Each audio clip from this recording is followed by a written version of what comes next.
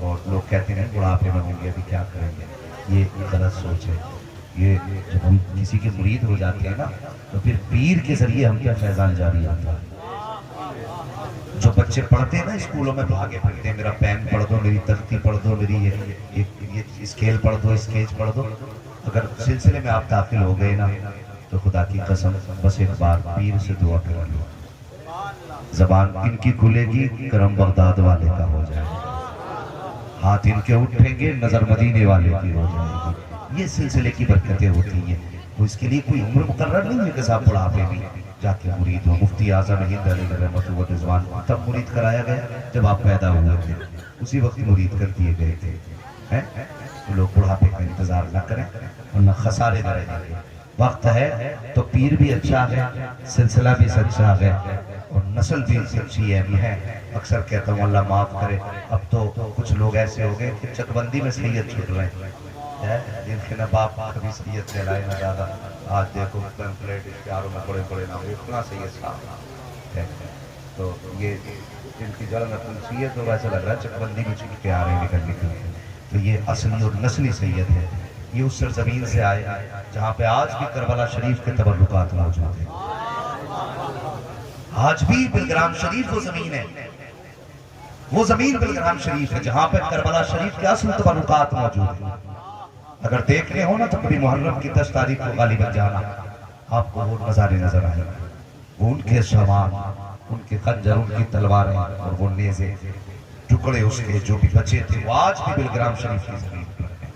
تو یہ اصلی اور نسلی سید ہے، تو خیال کرنا، جس کو بھی مرید ہونا انشاءاللہ وہ حضرت کے ہاتھ میں ہاتھ دیں گے، ٹھیک ہے جی۔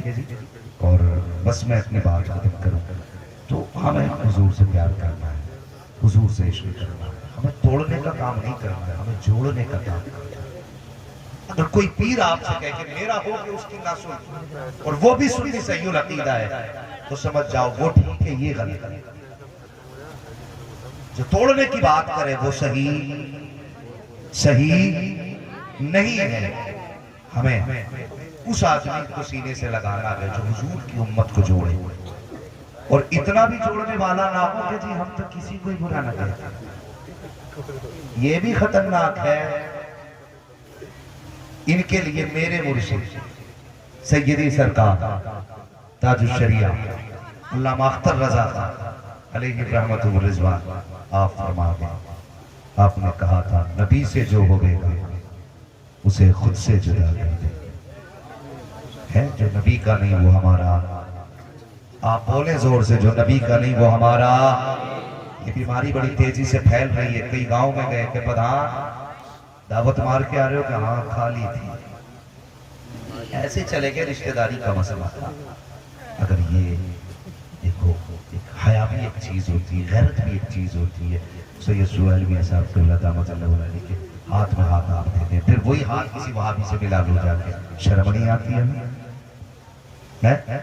سوچنا چاہیے نا ہمیں اس بارے میں کہ یہ ہاتھ ہم نے اپنے پیر کے ہاتھ میں دیا، اور پھر وہی ہاتھ کسی بد مذہب کے ہاتھ میں دے دے۔ جو ہاتھ آپ نے تاج الشریعہ کے ہاتھ میں دیا وہ ہاتھ کسی بدعقیدہ کے ہاتھ میں دے دے، جو ہاتھ آپ نے ویس میاں کے ہاتھ میں دیا وہ کسی بدعقیدہ کے ہاتھ میں ہاتھ دے دے، یہ غلط ہے، یہ غلط ہے۔ اگر کسی کا باپ یہ کہہ دے نا بیٹے اس نے مجھے گالی دی تھی کبھی تعلقات نہ رکھنا، تو بیٹا مر جاتا ہے لیکن اس سے تعلق نہیں رکھتا۔ کس نے باپ کو گالی دی ہے؟ اگر تم باپ کو گالی دینے والے سے تعلق نہیں رکھ سکتے تو رسول پاک کے خلاف بھوکنے والے سے تم تعلق کیسے رکھ سکتے؟ بتائیے۔ تو سوچے ذرا، اس عقیدے کی حفاظت بہت ضروری ہے۔ اے ایمان والو، اللہ سے ڈرو اور سچوں کے ساتھ ہو جاؤ۔ اللہ سے ڈرنے کا مطلب کیا ہے؟ اس کے احکامات پہ عمل کریں، جس چیزوں سے اس نے روکا ہے اس سے رک جائیں، اس سے رک جائیں، اس سے زور سے اس سے رک جائیں، اور جس کا حکم دیا وہ کریں۔ یہ ڈرنے کا مطلب ہے۔ پھر اس کے بعد حکم ہوا سچوں کے ساتھ، پھر سچوں کے دامن میں لپٹ جاؤ، اس لیے کہ رک گئے آپ کا عمل نیک ہو گیا، لیکن یہ بھی تو ہو سکتا اس کے بعد شیطان آپ کا عمل چھین لے، آپ کی نیکیاں غارت کرا دے۔ اس کے لیے فرمایا پھر مرشد کامل تلاش کر۔ جو لوگ کہتے ہیں نا ڈائریکٹ اللہ دیکھا، میں کہتا ہوں ان کے قدموں پہ پڑے رہو۔ اللہ والوں کے قدموں پہ پڑے رہو. کیا ملتا اللہ والوں کے قدموں پہ پڑھنے سے؟ میں نہیں کہتا، قرآن کہتا ہے. اصحاب کہف کا قصہ پڑھیے آپ. وہ جانے لگے، راستے میں کتا بھونکنے لگا. جب وہ بھونکنے لگا انہوں نے کتے کو ڈانٹا. کیوں؟ کیونکہ ظالم بادشاہ ان کے پیچھے پڑا تھا. انہوں نے سوچا یہ کتا جائے گا، یہ بھونکے گا، وہ پکڑ لے گا. تو آپ نے کتے کو جب ڈانٹا نا، ہٹ، کتا کہنے لگا یا اللہ مجھے بولنے کی طاقت دے دے، مجھے بولنے کی طاقت دے دے. بات مجھے یاد آ رہی ہے، کہہ کے جاؤں گا، مجھے بولنے کی طاقت دے دے. اصحاب کہف نے کہا. کس نے؟ اصحاب کہف نے. اصحاب کہف کے کتے نے کہا کہ مجھے بولنے کی طاقت دے دے. اللہ نے اسے بولنے کی طاقت دی. کتا کہنے لگا مجھے کیوں ڈانٹ رہے ہو؟ اس نے کہا کہ تو ہمارے ساتھ جائے گا، بھونکے گا. جب بھونکے گا دشمن کو پتہ چل جائے گا. وہ کہنے لگا میں وہ کتا نہیں جو اللہ والوں پہ بھونکتا ہوں. میں وہ کتا نہیں جو اللہ والوں پہ بھونکوں. میں وہ کتا ہوں جو اللہ والوں کی چوکھٹ پہ بیٹھ کے ان کی حفاظت کروں. اتنا کہا. آپ نے کہا ٹھیک ہے. کتا ساتھ لے لیا، انہوں نے لے کے چلے گئے. آپ غار کے اندر ان علماء سے پوچھئے تقریباً 300 سال سوتے رہے. کتنے 300 سال تک سوتے رہے. اور کتا بھی بیٹھا رہا. کتا بھی بیٹھا رہا 300 سال تک. 300 سال کے بعد جب وہ اٹھے تو کتا بھی اٹھا. کتا بھی اٹھا. ایک کتا اللہ والوں کی چوکھٹ پہ 300 سال تک بیٹھ کے پہرا دے. اللہ اس کا قرآن میں ذکر کر دیتا ہے. اگر کتا ولی کی چوکھٹ پہ بیٹھے تو قرآن میں نام آ جاتا ہے. اگر انسان ولی کے قدموں میں بیٹھے تو پھر جنت میں نام کیوں نہیں؟ ان کی نسبتوں کے فائدے، ان کے قدموں سے وابستہ رہیے، ان سے جڑے رہیے اور ان کے ساتھ زندگی گزاریے. کوئی مصیبت ہو ایسے لوگوں کے قدموں میں جڑیے، ان سے وابستہ رہیے. جلسے والوں ایک بات آپ سے کہہ کے میں گزرنا چاہتا ہوں. آپ نے بڑی محنت کی، اتنا بڑا پنڈال سجایا، لیکن صرف 2 باتیں کچھ منٹوں میں. سب سے پہلی بات ماں باپ کی عزت کرنا. سمجھ رہے؟ ماں باپ کی عزت کرنا. اگر ابھی کہہ دوں ماں باپ کے نام پہ بولو ذرا سبحان اللہ. ماشاءاللہ سب نے سبحان اللہ بول دیا. مگر مجھے اگر میں پوچھ لوں کتنے لوگ ماں سے پوچھ کے آئے جلسے میں؟ ہاتھ نہ اٹھائیے، ہاتھ نہ اٹھائیے، جھوٹے اٹھیں گے ہاتھ. میں خوب جانتا ہوں سب سچے نہیں ہوں گے، ہوں گے کچھ مگر سب نہیں اٹھا پائے گے. ہاتھ کبھی جلسے میں نہ اٹھایا کرو، اور میں اٹھوانا بھی نہیں چاہتا ہوں. بہرحال اپنے گریبان والے اور یہ سوچے کہ ہم ماں سے کتنی محبت کرتے ہیں. بندہ آ کے کہتا اس کے مرنے کے بعد کہتا حضرت جی ماں کی شان بیان کر دو، بڑی یاد آ رہی ہے ماں کی. وہ یاد کبھی زندگی میں پوچھ لے ماں کی شان کیا ہے. 40 کی فاتحہ دیکھو نا تو پورے تخت بھر دیں پان سے. پان بھی دکھائی دے گا 40 کی فاتحہ میں. بھائی پان کیوں آیا؟ ابا پان بھی کھاتے تھے، میں نے یہ بھی لا کے رکھ دی. ایک جگہ فاتحہ میں سگریٹ رکھی، میں نے یہ کیا کہ ابا کو سگریٹ بہت پسند تھی، میں نے وہ بھی لا کے رکھ دی. پان وہاں رکھا، سگریٹ وہاں رکھی، پورا تخت بھر کے رکھ دیا. میں نے کہا کیوں یار اتنا لمبا انتظام کیا؟ کہ ابا کو جو جو پسند تھا میں نے سب لا کے رکھ دیا. میں سوچنے لگا یا اللہ یہ اولاد ہے 40ویں میں لا کے باپ کی فکر کر رہی ہے. اس سے اگر پوچھے کوئی بتا زندگی میں کبھی اس کی ضرورتوں کا خیال کیا کہ نہیں؟ جب تو پردیس سے آیا تھا تجھے یہ یاد تھا کہ نہیں کہ باپ کو کیا پسند ہے؟ آج تو نے بے موسم کا پھل لا کے رکھ دیا. پھل موسم نہیں ہے لیکن آم رکھا ہوا ہے، موسم نہیں ہے تربوز رکھا ہوا ہے، سارا سامان لا کے سجا دیا. یہ تیرے باپ کو پسند تھا. مجھے بتا تو صحیح، جب تو پردیس سے آیا کرتا تھا تو نے 300 روپے کلو کی مٹھائی بیوی کے لیے خریدی، تو نے 400 روپے کا سامان بچوں کے لیے خریدا. کیا 10 روپے کا پھل تو نے باپ کے لیے بھی خریدا کہ نہیں؟ تجھے یہ خیال آیا کہ نہیں آیا کہ میرا باپ بچپن میں میرا خیال کرتا تھا، آج مجھے اس کا خیال کرنا چاہیے. اور تو گھر میں بھی آیا تو اس حال میں آیا، تیرے جس ہاتھ میں سامان تھا اس پہ تو نے رومال ڈال لیا تاکہ اس پہ باپ کی نظر نہ پڑ جائے، تاکہ اس پہ ماں کی نظر نہ پڑ جائے. اگر نظر پڑ جائے گی تو مجھ پہ اعتراض کیا جائے گا. اور خدا کے راستے باپ کی نظر پڑنے سے نقصان نہیں ہوتا ہے. جس پہ ان کی نظر پڑ جاتی ہے وہ برباد نہیں ہوتے، اگر برباد بھی ہوتے ہیں تو ان کی نظر سے اللہ آباد کر دیا کرتا. ابھی پردیس سے آیا کر تو ان کا خیال کر کے لایا کر. نعرے تکبیر، نعرے رسالت، نعرے غوثیت، زندہ باد زندہ باد. ماں کا بھی خیال کیا کر، ماں کی بھی قدر کیا کر. ماں وہ ذات ہے جس نے تجھے 9 مہینے پیٹ میں رکھا، 2 سال تجھے ہاتھوں میں رکھا، پھر 7 سال تک تجھے سینے سے لگا کے رکھا، اور اس کے بعد مرتے دم تک تجھے دل میں چھپا کے رکھا۔ ماں کی زندگی کا ایک دن بتا دے جس دن اس نے تجھے چھوڑا، ایک دن بتا دے، کوئی نہیں بتا سکتا۔ ساری زندگی او یار میں نے تو یہاں تک دیکھا، مائیں اگر موت کا وقت آ جائے، بچہ پردیس میں ہوتا ہے تو سب ماں کو دیکھتے ہیں، لیکن ماں اس بیٹے کی راہ دیکھتی ہے جو پردیس گیا ہے۔ یہ ماں کا پیار اولاد سے ہے۔ تم نے اتنا حق ادا کیا ماں کا، کبھی ہم نے پیار کیا؟ آج جلسے میں آ کے بیٹھے ہو، کبھی ماں کو ستانا، ماں کو رولانا مت، کبھی اسے تانا مت دینا، کبھی وہ تم سے سوال کرے نا بیٹے یہ چاہیے تو جواب مت دینا، پلٹ کے جو وہ کہے بس ویسے ہی کر دو۔ اگر تمہیں لگتا ہے کہ اس کو پیسے دینے سے کمی آئے گی، نہ، کبھی ماں پہ لٹانے سے کمی نہیں آتی ہے، بلکہ برکتیں عطا ہوا کرتی ہیں، برکتیں ہوتی ہیں۔ میرے حضور نے فرمایا تم اگر یہ سمجھتے ہو کہ رزق تمہاری محنت سے اترتا ہے تو یہ سوچ غلط ہے، بلکہ جو رزق تمہارے گھروں میں اترتا ہے نا، یہ تمہاری وجہ سے نہیں، تمہارے کمزوروں کے نصیب سے اترا کرتا ہے۔ اور کمزور سے مراد وہ نہیں جو چھوٹے ہوتے ہیں، کمزور سے مراد صرف وہ نہیں جو بیمار ہوتے ہیں، کمزور سے مراد وہ شخص ہوتا ہے جو خود نہیں کما سکتا ہے، اللہ اس کے نصیب سے تمہیں دیتا ہے۔ تم بوڑھے باپ کی چارپائی اٹھا کے باہر ڈالو، پھر کہو مولوی صاحب برکت نہیں ہو رہی ہے، ماں کو الگ ڈال دو، پھر کہو مولوی صاحب برکت نہیں ہو رہی ہے۔ اور اللہ اکبر جا کے دیکھو، کتنے گاؤں میں جا کے دیکھنا، ماں باپ آج بھی چھپر میں پڑے ہوں گے، اور ایسے لحاف اس کے ان کے اوپر ہوتے ہیں کہ اگر چہرے پہ ڈال لو دن میں تو لگتا بادل ہونے لگے ہیں، جس میں روشنی چھن کے گرے، ایسا لحاف ان کے حصے میں آیا جہاں سے ہوا چھٹ چھٹ کے آئے، ایسا بستر ان کے حصے میں آیا جہاں پہ ہوا نہیں تھمتی،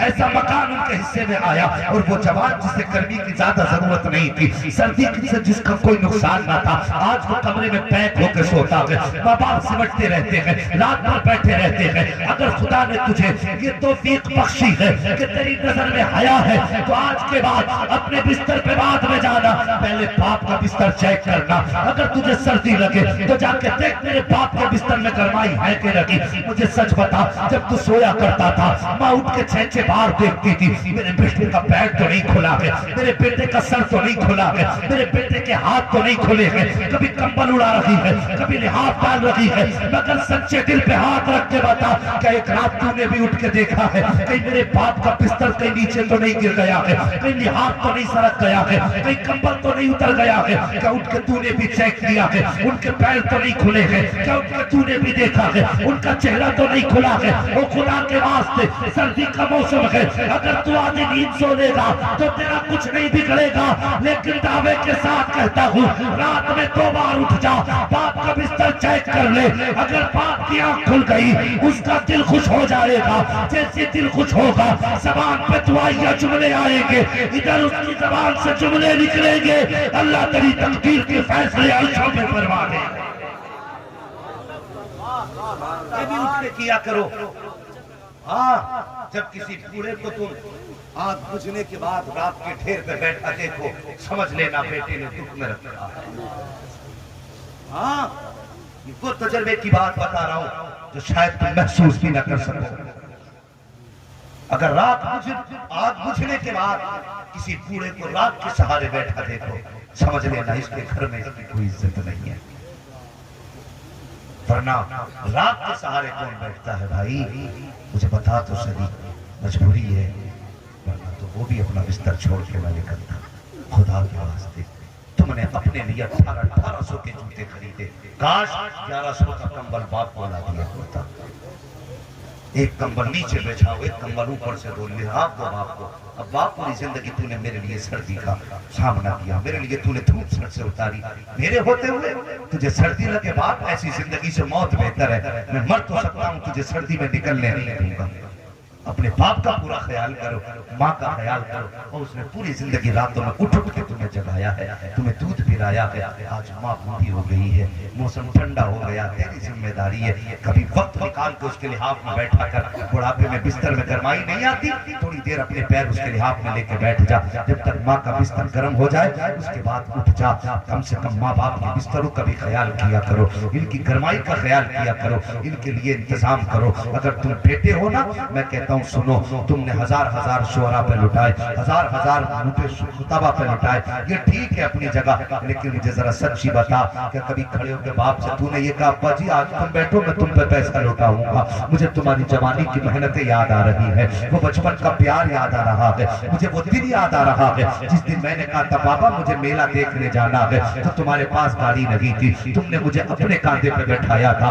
आज बेटा बाप को 4 पहिया गाड़ी में बैठाने तैयार नहीं, लेकिन इसी बाप ने तुझे, तू बचपन में था छोटा था तो तुझे 6-6 किलोमीटर कांधे पे बैठा के सफर कराया है, फिर भी कहता मुझे बाप की सूरत अच्छी नहीं लगती, शर्म नहीं आती, फूट नहीं जाती तेरी आंख जिस आंख से तुझे बाप का चेहरा अच्छा नहीं लगता, कैसे कह देता है बेहया मुझे बाप का चेहरा अच्छा नहीं लगता है, तुझे शर्म क्यों नहीं आती है? और तूने एक दिन कह दिया था अब्बा मुझे जूते चाहिए, बाप की औकात नहीं थी कि तेरी पसंद के जूते दिला देता, लेकिन फैक्ट्री में जाके कहा था मालिक मुझे दुगने मजदूरी दे दे, मैं नाइट ड्यूटी करके तेरे पैसे चुका दूंगा, आज बेटे ने जूते मांगे हैं, कल वापस बाद में जाऊंगा जूते पहले लेके जाऊंगा, और यार तेरी खातिर उसने कर्जे ले लेके तेरे शौक पूरे किए, आज तू कहता है तेरी सूरत अच्छी नहीं लगती, जा अगर तुझे बाप की सूरत अच्छी नहीं लगती तो खुदा को भी तेरी सूरत अच्छी नहीं लग सकती। आगे के साथ कहता हूं अगर तुझे बाप के चेहरे से नफरत है ना तो फिर जन्नत को तुझसे नफरत है, अगर जन्नत में जाना चाहते हो तो फिर माँ बाप की इज्जत करो, माँ बाप की कदर करो, इनकी कुर्बानियों का ख्याल करो, कभी इनको खड़े होकर सामने से तालियां दिया करो। एक बात ये हो गई माँ बाप की इज्जत करनी है। दूसरी बात बस आपस में प्यार मोहब्बत इत्तेफाक कायम करो। है तो कई जगह की कहानी है, मुसलमानों ने ही मुसलमानों को गाय काट के बचा, ये कई जगह की कहानी है? शर्म करो यार, हम तो एक दूसरे के लिए मर मिटने वाले लोग थे, हमारे रिश्ते खून से ज्यादा कलमे के मजबूत थे। अगर कलमा पढ़ने वाला हब्स का रहने वाला बिलाल था तो अबू बकर के सीने से लगा रहता था। ये रिश्ते कलमे के मजबूत थे। आज इस उम्मत को हुआ क्या है?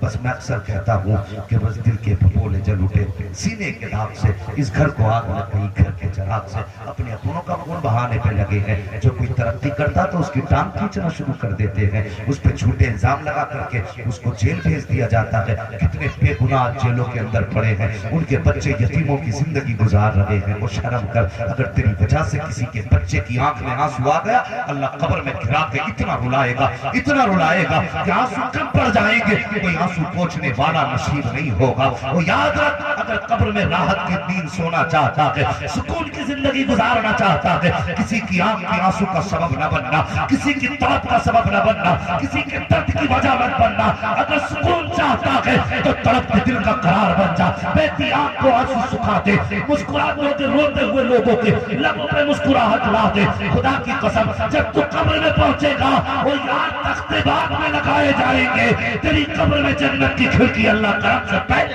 फरमा दे। बेहतर करो हालात, एक दूसरे के पीछे ना पड़ो बस, वरना सच्चाई तो ये है कि मैं वो चिराग था जो आदियों में जलता रहा, मेरे ही घर की हवा ने बुझा दिया है मुझे, हमें तो अपने ही तबाह करने पे लगे हैं। खुदा के वास्ते अब भी हो, एक हो जाओ, एक हो जाओ, एक हो जाओ। इसी में भलाई है, इसी में खैर है, इसी में वफा है। अगर तुम इसी तरह लड़ते रहे तो वो जो कहा था डॉक्टर इकबाल ने, मुत्तफिक मुत्तहिद होगे तो कहलाओगे गाजी, वरना मुख्तलिफ होगे तो किस्तों में सफाया होगा। आज लोग कुछ समझते हैं कि मैं तो बीजेपी में, मुझे तो कोई कुछ कर ही नहीं सकता है।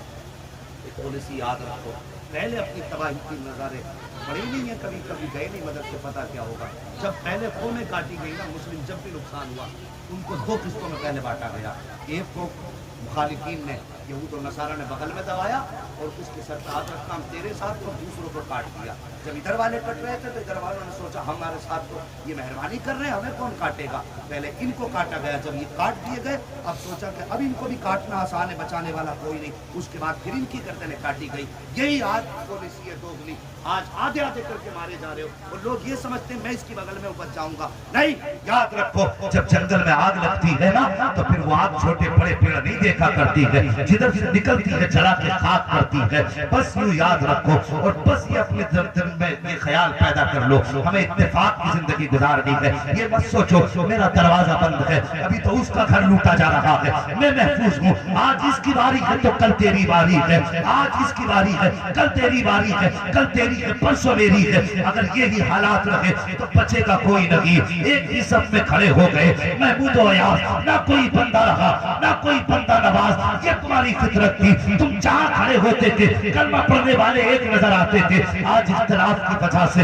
हम तबाह होते जा रहे हैं, बर्बाद होते जा रहे हैं। और यार तेरे भाई ने इंच भर जगह ले ली है तो तेरा क्या बिगड़ गया? तूने उसको तबाह करने के लिए, फंसाने के लिए लाखों रुपए लगा दिए। इतने की तो 20 भर जमीन ले लेता जितना तूने जेल में डालने के लिए मेहनत की है। जाओ आज जाके कोर्टों में जाके देख लो, तहसीलों के चक्कर लगाओ, वकीलों के बिस्तर देखो। एक भाई इस वकील के बिस्तर पे है, कहता उसे अंदर डालना है। दूसरा भाई इस वकील के बिस्तर पे है, वो कहता पैसा जितना चाहो इसे अंदर डाल दो। वो यार एक दूसरे को तबाह करने पे लगे हो। तुम्हें क्या लगता है तुम्हें कोई नहीं देख रहा है? अगर एक गरीब है उसका कोई सुनने वाला नहीं है तो याद रख, जिसका कोई सुनने वाला नहीं उसका सुनने वाला मदीने वाला मोहम्मद रसूलुल्लाह है। अगर तू गरीब को सताएगा और ये समझेगा कोई हमदर्द नहीं है तो ये तेरी काम ख्याली है। जब भी गरीब तड़पता है मदीने से आवाज आती है, खंजर चले किसी पे तड़पते हैं मदीर, सारे जहां का दर्द हमारे।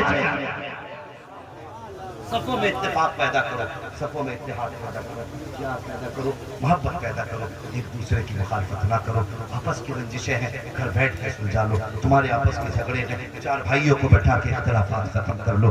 खुदारा कोर्ट कचहरी तक न जाओ, कोर्ट कचहरी के चक्कर न लगाओ। तुम तो वैसे ही निशाने पे हो, इतनी सी बात पे तुम्हारी नस्लें तबाह की जा रही हैं। खुदारा समझो, किस दिन समझोगे? न समझोगे तो मिट जाओगे हिंदी मुसलमानों। तुम्हारी दास्तान तक भी न होगी दास्तानों में। मौला करीम हम सबको ताजदार बगदाद की खैरात अता फरमाए, हम सबको हुजूर गौसे पाक की दर की भीख अता फरमाए। और मौला करीम पूरी कमेटी को और हर आने वाले को ताजदार बगदाद के सदक़े में दोनों जहान की नेमतें बरकत अता फरमाए। बच्चों को अखलाक उनको माफ फरमाए रब्बे कायनात। जिंदगी में दिया साथ तो फिर होगी मुलाकात, चमन रहा फूल खिलेंगे, जिंदगी रही फिर मिलेंगे। मुसाफिर हैं हम भी, मुसाफिर हो तुम भी, किसी मोड़ पर फिर मुलाकात होगी। फकीरान आए सदा कर चले, सदा खुश रहो ये दुआ कर चले।